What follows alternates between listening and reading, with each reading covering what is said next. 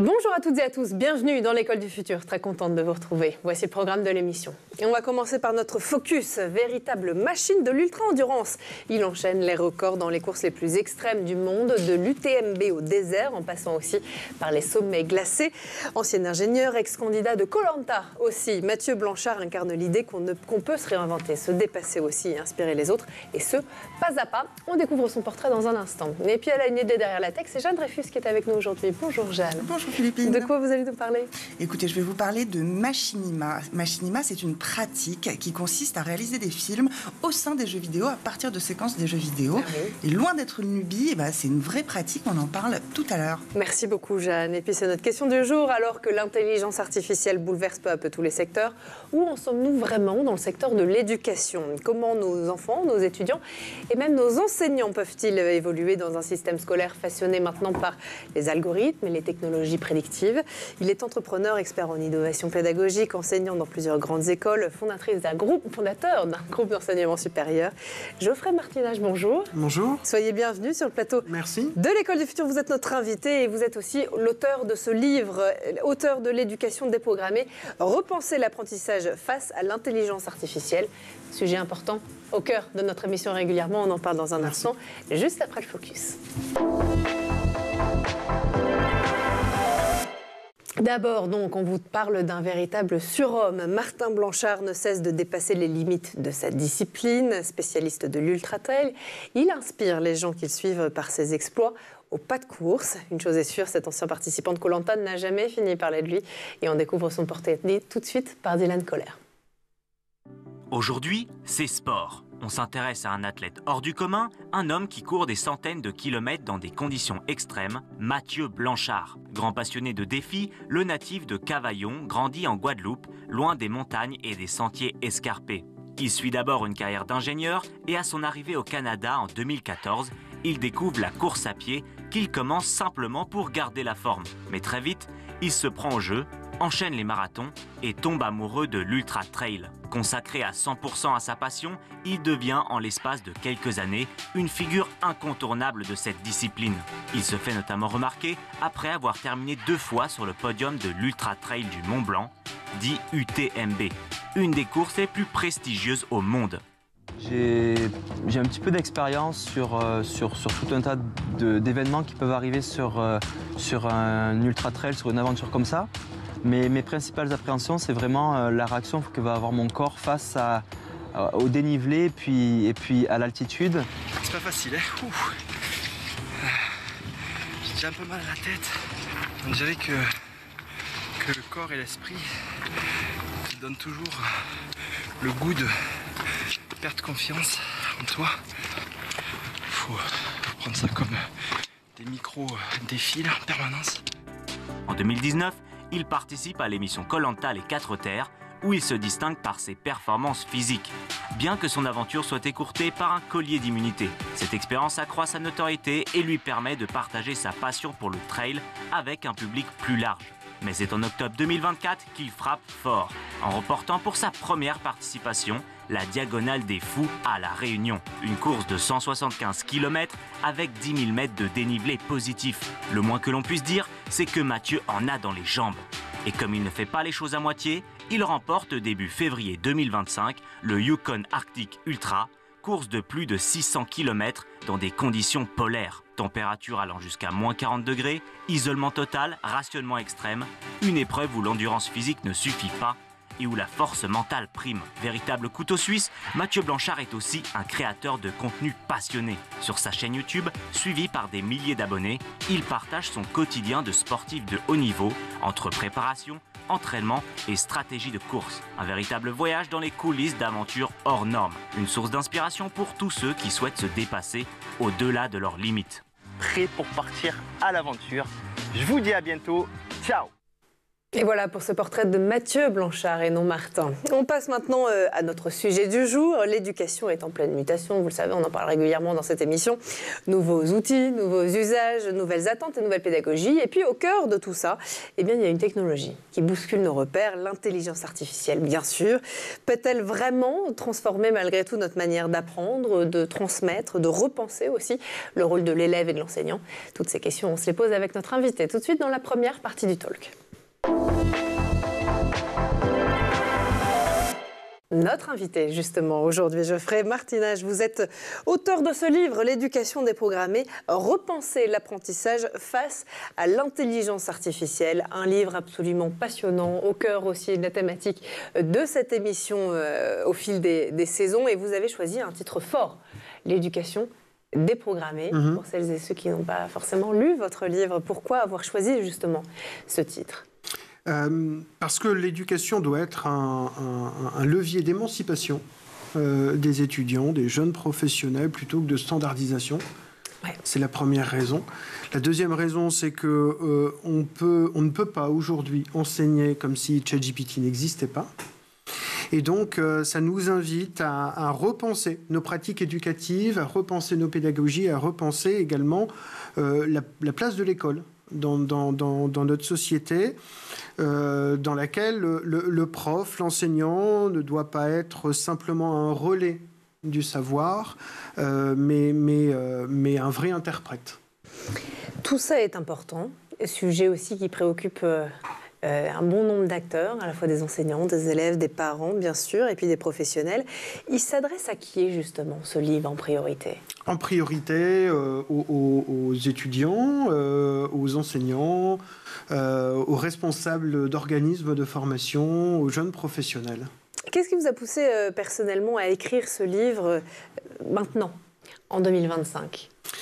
En 2025, c'était d'abord l'effet de sidération. Quand on utilise ChatGPT, on lui pose n'importe quelle question, on est absolument sidéré de la précision de sa réponse, qu'il faut bien sûr challenger, mais on est quand même extrêmement étonné de la performance de sa réponse.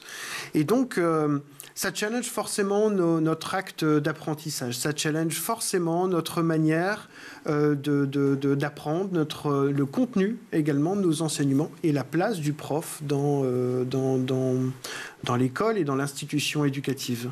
Selon vous, que change réellement l'intelligence artificielle dans notre manière d'apprendre et d'enseigner aujourd'hui ?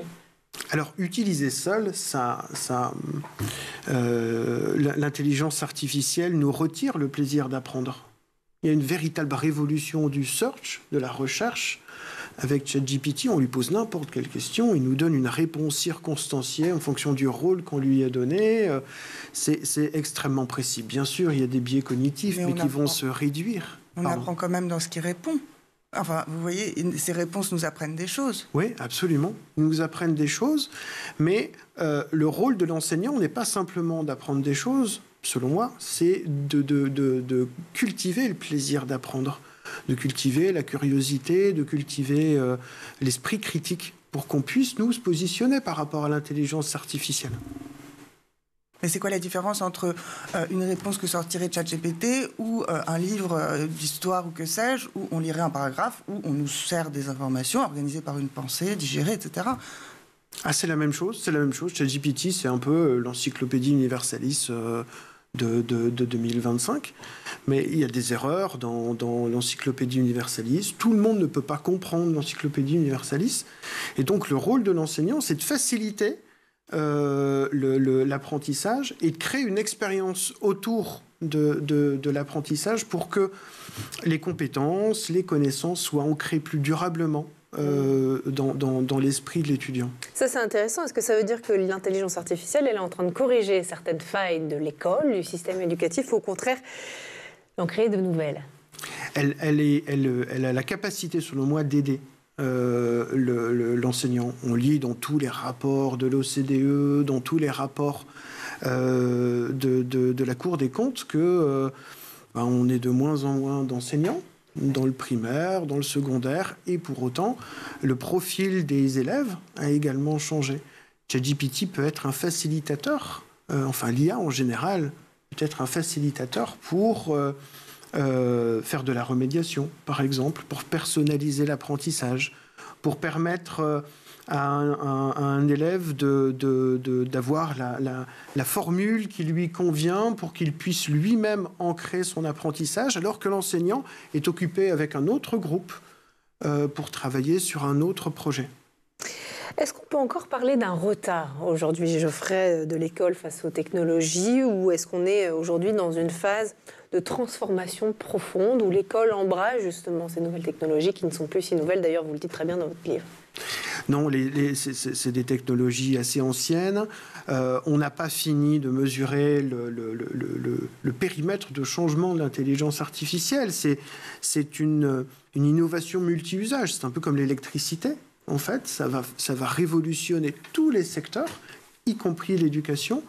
Et c'est aux enseignants de savoir comment s'adapter par rapport à ça, sans sacrifier les enseignements fondamentaux, sans sacrifier les compétences transversales, puisque c'est ce qui va nous permettre d'exister et de nous positionner par rapport à cette intelligence artificielle. Alors, comment l'utiliser, justement? Alors, on peut l'utiliser de différentes manières. D'abord, je montre dans le livre qu'on peut créer une formation avec l'IA, avec en l'occurrence ChatGPT. Mais ça nécessite une prise de recul. Ça nécessite également de construire une expérience autour de l'intelligence artificielle. On peut très vite décrocher. On sait que les étudiants aujourd'hui doivent lutter contre plusieurs biais cognitifs et faciliter leur apprentissage. L'intelligence artificielle peut justement nous aider à ne pas décrocher, nous aider à adhérer, nous aider à construire une expérience. Seule, elle n'est pas révélatrice en fait. Mais si on utilise l'intelligence artificielle, si on utilise des cours fondamentaux faits par l'enseignant, on utilise à nouveau l'intelligence artificielle pour faire de la remédiation. On utilise un cas d'entreprise, une expérience, un hackathon pour faire travailler les étudiants ensemble, pour faire travailler les étudiants en intelligence collaborative sur un même cas d'entreprise. Alors on construit une expérience durable d'apprentissage et c'est ce qui permet d'ancrer durablement les compétences. On va continuer à en parler dans un instant. C'est un sujet important qui concerne évidemment un certain nombre d'acteurs aussi. Il y a plein de questions aussi qui sont posées par, bien sûr, le fait de repenser l'apprentissage à l'ère de l'intelligence artificielle. D'abord, Geoffrey, on fait un petit tour du côté de la planète tech. Images et vidéos, c'est le Zap, c'est le meilleur d'Internet et c'est toujours Jean Martineau qui est aux commandes.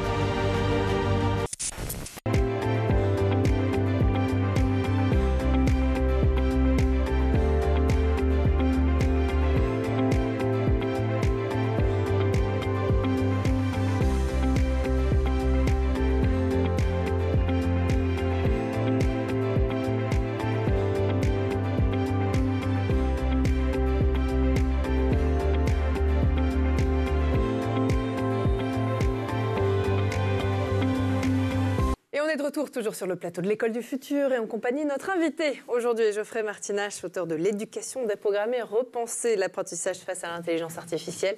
Juste avant de reprendre nos échanges, on passe à la chronique de Jeanne Dreyfus qui a une idée derrière la tech.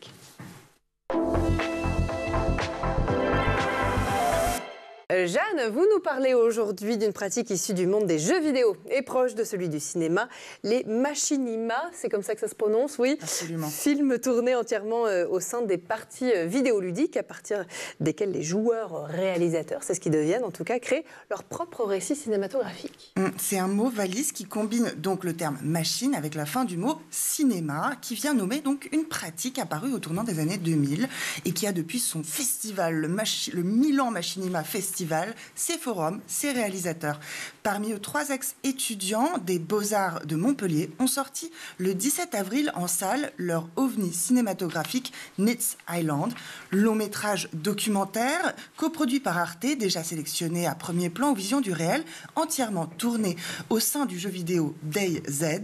Le film commence par cette phrase: quelque part sur Internet existe un territoire de 250 km² dans lequel des individus simulent une fiction survivaliste. Et vous disiez que c'est un documentaire, je ne suis pas sûre de bien comprendre. Comment c'est possible ça? Eh bien, je vous propose de regarder un extrait de la bande-annonce pour essayer d'y voir un peu plus clair. Don't shoot. Don't shoot at my documentaries. Don't shoot, please. What's your name? An interview about what? We are looking forward to meet you and talk about your way of surviving here. Do you think the groups here are trying to mimic the way the humans are behaving in the real world? We live in Berlin. That's kind of nice to come into this game and see some fake wilderness and just sort of roam around.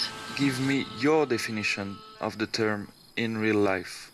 C'est donc un documentaire à l'heure du tout virtuel sur la façon dont les joueurs se retrouvent en ligne, agissent, interagissent, et des questions comme: est-ce que le fait de tuer crée un lien entre vous? Ou encore, y a-t-il de l'espace pour l'amour dans votre groupe? Enfin, pourquoi tuez-vous sont d'ordre presque sociologique. Réponse à la dernière question: je ne sais pas, j'aime tuer, j'aime ma mère. Bon, ce qui est perturbant, c'est que c'est une sorte de débridage de tous les interdits. On tue pour le plaisir, on tue les fermiers parce que, je cite, il faut pousser des citrouilles et je hais les citrouilles, je déteste les agriculteurs. Donc c'est un peu un monde virtuel où plutôt que d'injurier comme le font les haters sur le web, eh bien ici on tue pour un oui, pour un non, juste comme ça, quand on est agacé par les fermiers. Et quand on hait les citrouilles. Quand on hait les citrouilles. Comment on fait pour réaliser de tels films, Jeanne? Alors ça fait donc depuis les années 90 avec Doom qu'on peut enregistrer ces parties. Et donc pour Nits Island, c'est du tournage en cinéma direct comme pour le documentaire traditionnel.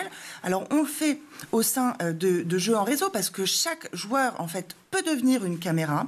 Et donc ensuite, grâce à des commandes, ça permet travelling, plan séquence, champ contre champ, même des moments absurdes comme ici, qui jouent sur les glitches, où ensuite on peut voir ces gens aller comme ça, voler. Bref, les voix, elles, sont celles des joueurs, ça c'est autre chose. Donc les voix sont celles des joueurs, bien réelles, et ça amène donc quelque chose de bizarre, un peu une possible impossibilité. Le tout demande un travail hallucinant pour le film Nits Island. Il a fallu 6 ans. Il a fallu 963 heures passées dans cette cour de récré géante pour réaliser le film. Rien que ça, effectivement. Ça fait longtemps que ça existe, les machinima? Alors, depuis les années 2000, on le voyait tout à l'heure, pour les très anciens comme moi, je ne sais pas si vous vous souviendrez de ces mods de MTV. Bien sûr. Où on voyait des avatars de rappeurs. Ici, on voit Lil Jon en plein exercice de chorégraphie machinimique. Ou, à une autre époque, eh bien, on avait pu sortir le film qui s'appelait Molotov Alva. C'était un film sur Second Life. Et en fait, il y avait un homme qui avait documenté 1 an d'exploration au sein de Second Life. Le film avait été acheté par HBO et on avait pas mal parlé de lui. Et même un réalisateur comme Spielberg, eh bien lui, s'était servi en 2001 pour son film AI, Intelligence Artificielle, du jeu Unreal pour en fait prévisualiser le rendu de certains effets de caméra ou encore les positions d'acteurs. Donc c'est loin d'être nouveau, ça fait longtemps que ça existe. Alors pour ceux et celles qui seraient intéressés, est-ce que vous avez d'autres films à nous conseiller, peut-être un peu plus récents? Absolument. J'en ai un et je finirai là-dessus, un film qui s'appelle Martin pleure. C'est un film de Jonathan Vinel et Caroline Poggi, qui sont deux réalisateurs de films très variés, très ovni aussi, que j'adore. Eux, ils ont fait donc ce film Martin pleure dans GTA, et c'est l'histoire d'un personnage qui a perdu ses proches et qui erre dans Los Santos en réfléchissant à la vie, en nous livrant ses réflexions mélancoliques. Et ça révèle en fait une tendance partagée par pas mal de machinima qui joue sur l'attachement qu'on tisse avec les personnages, et en même temps c'est au sein d'un monde hyper violent où tout le monde peut tuer pour un oui, pour un non, s'il déteste les citrouilles. Et donc ça éclaire pas mal en fait les relations entre virtualité et violence qui sont légion et un problème de notre société aujourd'hui. Une manière de les aborder, effectivement. Je suis bluffée, je ne connaissais pas du tout les films. Ou encore Neat Island. Et ben voilà, merci beaucoup en tout cas. Jeanne, on apprend toujours plein de choses avec Jeanne. Incroyable. Vous connaissez, Geoffrey, les martinis, les martinis blancs, martinis, oui. Non, je ne connaissais pas. Non. Et ben voilà, on se couchera encore moins bête. Merci Jeanne Dreyfus. On lance ensemble la deuxième partie du talk. Bah oui, Martina, c'est votre nom de famille, Geoffrey. Je rappelle que vous êtes l'auteur de L'éducation déprogrammée, repenser l'apprentissage face à l'intelligence artificielle. On a parlé, on a posé la base de tout ce que vous abordez, entre autres, dans votre livre, et vous évoquez notamment, et ça c'est quelque chose qui m'a aussi par ailleurs beaucoup intéressée, dans votre ouvrage, la capacité de l'intelligence artificielle à détecter les lacunes, comme les forces d'un élève. Est-ce que ça, c'est une véritable révolution pédagogique, à vos yeux, qui, justement, pourrait aider les enseignants dans leur métier ? Absolument. C'est une vraie force. C'est la possibilité, du coup, de pouvoir détecter les erreurs, de pouvoir répondre à des problèmes de maths, de pouvoir également répondre à des problèmes d'orthographe, de français, de rédaction, de pouvoir exercer également, je le montre dans le livre, de quelle manière on peut utiliser un prompt pour permettre aux étudiants de s'exercer sur la vente, par exemple. Alors on a pris l'exemple d'un iPhone 16 où ChatGPT joue le rôle de l'acheteur. Et c'est ce qui permet à l'étudiant de travailler ses compétences en vente de manière autonome et parfaitement personnalisée. Quels sont, selon vous, les principaux dangers quand on pense à l'intelligence artificielle dans le secteur éducatif? Si on intégrait de manière massive cette technologie à l'école, à quoi on devrait faire attention? D'abord, un danger écologique, puisque ça consomme énormément de faire appel à l'intelligence artificielle, et donc il faut pouvoir éduquer. J'en discutais avec Luc Julia la semaine dernière. Il faut pouvoir éduquer nos différentes populations à ne pas utiliser l'intelligence artificielle pour rechercher les séances de cinéma au coin de sa rue, ou la date de naissance de Napoléon. Ça n'a aucun intérêt. Il y a d'autres moyens pour le faire, y compris des moyens des livres. Ensuite, le deuxième danger, c'est un peu ce que je disais tout à l'heure, c'est-à-dire étouffer le plaisir d'apprendre, se contenter de la première réponse. Enseigner, ça n'est pas simplement transmettre. Enseigner, c'est faire naître, c'est faire advenir. Et donc, c'est absolument fondamental, selon moi, que le contact humain puisse rester. Tous les pédagogues ont en tête la pyramide de l'apprentissage. Les étudiants retiennent 5% d'un cours magistral. En revanche, si on a une discussion comme on fait là, si je vous explique les choses, ou alors, mieux, si je vous fais vivre une expérience, eh ben, on retient jusqu'à 80% de l'apprentissage. Le but, c'est donc d'utiliser l'intelligence artificielle pour faire vivre une expérience aux étudiants et ne pas étouffer le plaisir d'apprendre. C'est ce que j'allais vous dire. Est-ce que ça peut désengager certains élèves face à l'apprentissage au lieu de les motiver en les privant quelque part d'un lien humain avec un enseignant qui justement, parfois, on se souvient tous d'un enseignant qui a changé notre vie, ou qui nous donne envie, ou au contraire qui nous dégoûte d'une matière. Ce lien humain, il est important aussi. Ou ça peut les réengager, moi j'ai envie de dire. C'est-à-dire, oui, bien sûr, ça peut les désengager, mais ça peut aussi les réengager, ça peut aussi les remobiliser en ayant la capacité de résoudre un problème précis qui obligeait l'étudiant à piétiner dans son apprentissage, eh ben, ça peut le permettre d'être remobilisé, c'est-à-dire de prendre en compte ce qu'on appelle les data learning, la courbe d'apprentissage, pour le réengager dans son parcours.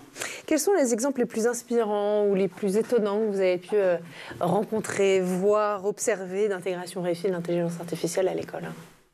Alors c'était une expérience menée au Canada, justement, avec différentes intelligences artificielles qui, tout au long d'un parcours d'apprentissage métissé, utilisaient soit le contact humain, soit l'apprentissage, soit l'expérience, le projet, le hackathon, etc.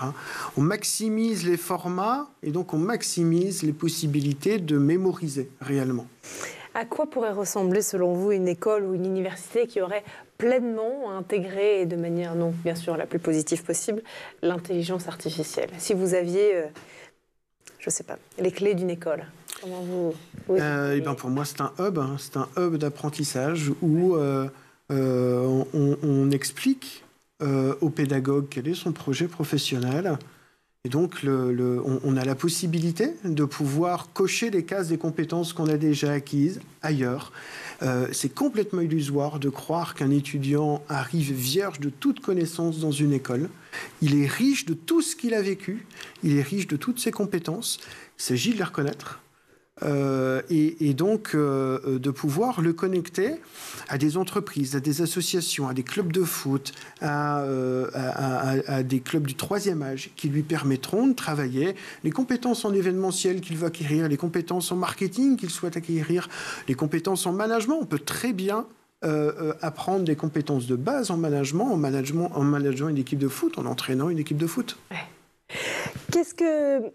Parce qu'on parle de l'intelligence artificielle, on parle de l'impact que ça peut avoir bien sûr auprès des élèves, mais pour qu'il y ait cet impact-là positif et qu'il y ait une vraie prise en main de la part des enseignants de cette technologie, il faut d'abord qu'ils soient formés.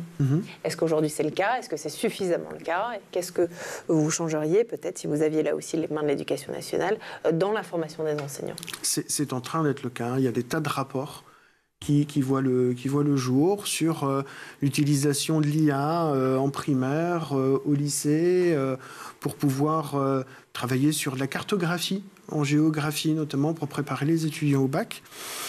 Donc c'est en train de se faire. Il ne faut pas perdre de vue l'importance des humanités, l'importance de l'esprit critique pour les étudiants.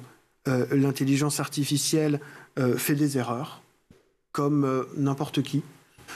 Et donc, il faut pouvoir positionner son degré d'expertise en fonction de son exigence.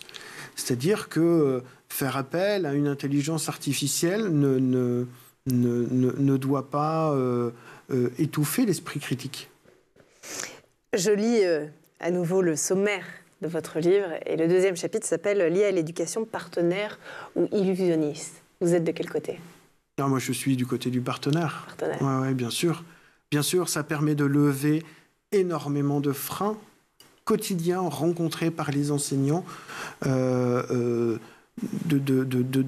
côté de la rédaction d'une formation, de la préparation d'une formation, jusqu'à l'exercice personnalisé des étudiants ou des élèves. Le vrai rôle de l'éducation aujourd'hui, à cette ère de l'intelligence artificielle, quel est-il ? C'est de libérer.